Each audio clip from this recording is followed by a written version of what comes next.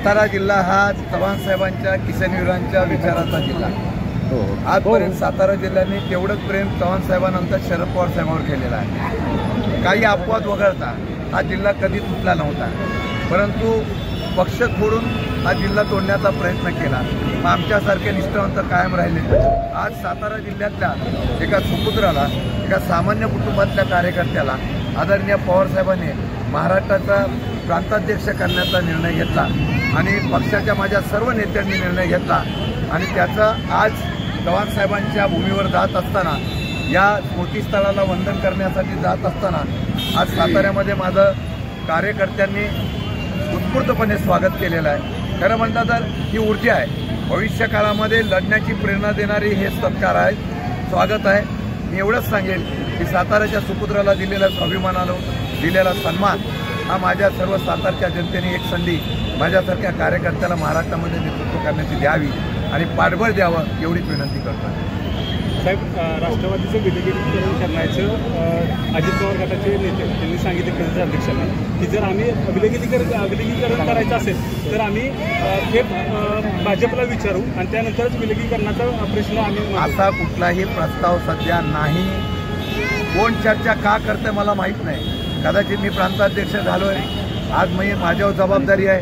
मी 100% सांगतो, पक्ष वाढवण्यासाठी मी अवरात्र कष्ट करणार आहे, पक्ष मजबूत करणार आहे.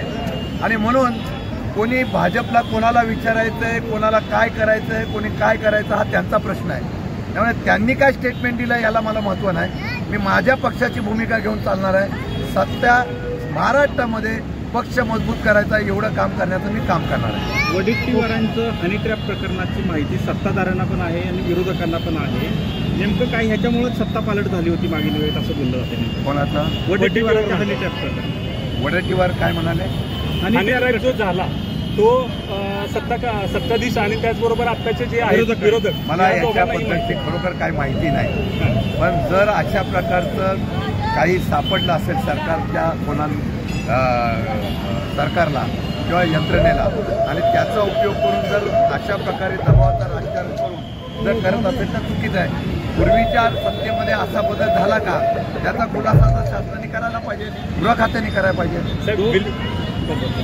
2017चं जे मुंबई पालिकेतील महापौर पद होतं एकनाथ शिंदेच्या विनंतीवरूनमुळे देवेंद्र फडणवीसांनी शिवसेनेला दिलं होतं असं बोललं. असं काही नाही आहे. त्यावेळेला बहुमत हे शिवसेनेकडे होतं, महापौरपद शिवसेनेकडे मिळालं होतं. आता इकडे गेलेले काय म्हणतात याला अर्थ राहणार नाही. त्यावेळेला जे आहे ती वस्तू झाला होता.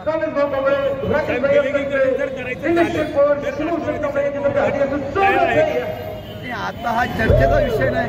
मला काम तर करायला सुरुवात करून द्या. अगोदर काम करायच्या अगोदर विलीकरणाचा विषय आणतो. मला माझा पक्ष करून द्या. आपण त्याची